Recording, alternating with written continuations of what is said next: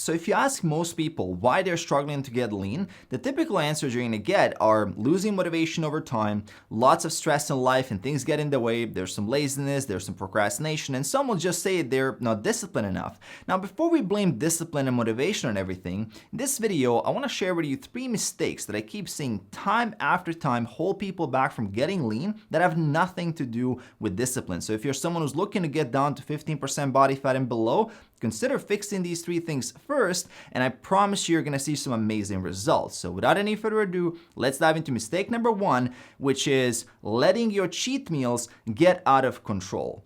In theory, cheat meals sound like a great idea. You follow your diet for the week and you stick to the plan, and then you've earned to have a meal where you can have whatever you want and you don't have to worry about it. However, in practice, things don't always go as planned. One cheat meal can easily turn into a cheat day, and a cheat day can easily turn into a cheat weekend. And we've all been there. Once the floodgates open, the mind is very opportunistic, food drive goes up, and suddenly things get out of control. So it was supposed to be an extra 500 to 1,000 calories in one meal now becomes an extra 3 to 4,000 calories over the weekend, which basically destroys the entire week of fat loss. And look, even if this doesn't happen to you and you say, I'm tracking my calories and macros, I know what's going on and I'm just gonna budget for it, I'm gonna lower the calories for the rest of the week, everything is gonna be fine.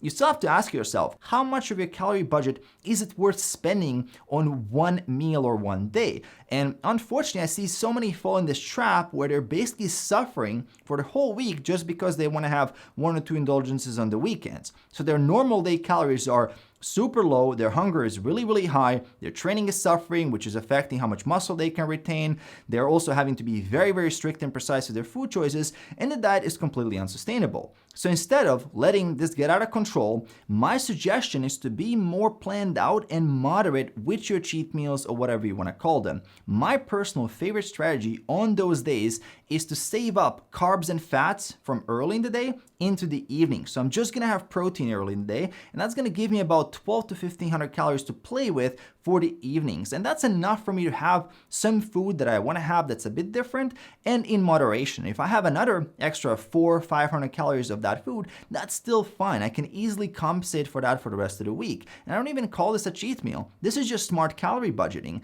The real problem here is the roller coaster where you have 4,500 calories one day and then 1,500 calories for the rest of the week. That is what makes dieting unsustainable. You gotta be very careful with that, so don't let your cheat meals get out of control. Now, mistake number 2, when it comes to fat loss, is not enough low intensity activity. Nowadays, it's all too common for me to see what I would describe as sedentary lifters. These are individuals who are doing resistance training 3 to 5 sessions per week, hour and a half. They're doing a great job there, but outside of that activity, they're completely inactive. And with the increase of people working from home and working remotely, they're even less active than before. They're barely walking. Now, health problems aside, with such a sedentary lifestyle, if you want to lose body fat, you're automatically forced to reduce your calories by a lot. So instead of cutting on 2,100 calories per day, now you got to go down to 1,800 calories per day, which makes the diet a lot more difficult to stick to. And that's even before you naturally have to reduce the calorie intake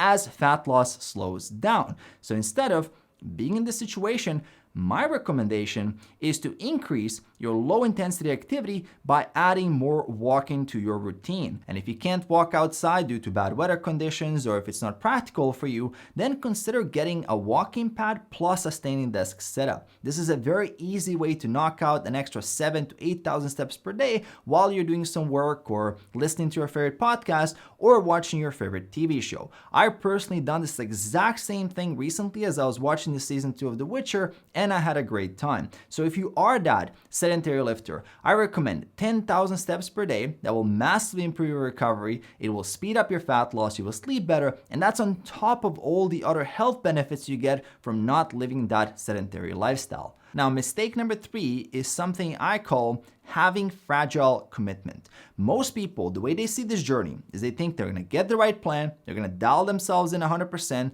they're gonna get after it, and they're gonna get to the goal. And then they start the journey, they start having a few slip-ups, they forget to hit the like button, they fall off track from time to time, and then eventually they quit because they don't know what's going on. They didn't expect that to happen. And here's the uncomfortable truth. If you've not been lean before, or if you haven't been able to sustain it, you're not gonna get to that goal without falling off track. Actually, the most successful people that I know that have been able to get lean and stay lean, don't have elite genetics, and they're not your fake natty from social media, they're the ones that have made the most mistakes on their fitness journey. And the way I see it now is that between your current physique and your goal physique, there are hundreds of mistakes in between. And the only way you're gonna get your goal physique is if you go through those mistakes, you learn from them without letting that affect your level of commitment. It's like Ray Dalio says, you have pain plus reflection equals progress. So you're leveraging the pain of falling off track to motivate you to reflect back and improve your system to avoid that same mistake in the future. And here's a quick 3-step process for you to follow whenever you fall off track. Step 1, accept the fact that you messed up and take 100% responsibility for it. Even if other people brought the food, even if it's complicated, it's your lack of knowledge and skill that ultimately led you to fall off track. Step 2, reverse engineer it. What could have you done differently? Could have you planned better? Could have you had other alternative options? Is there a better way for you to manage your calories and macros? Maybe you could have tracked more accurately. You need to know what to improve and then integrate that in step 3, where you improve your plan, move on regardless of how ready you feel. And this is how you keep improving. And you're gonna be hitting this reset button over and over again. And remember, the goal here is not perfection. The goal is consistency and results. And as long as you keep learning and improving, your results are inevitable. And what's going to help you with that as well is making sure hit that subscribe button below, enable notifications with the bell icon, details for coaching on description below. Also leaving another video that's going to help you a ton on your journey. Check out that video and I'm going to see you right there.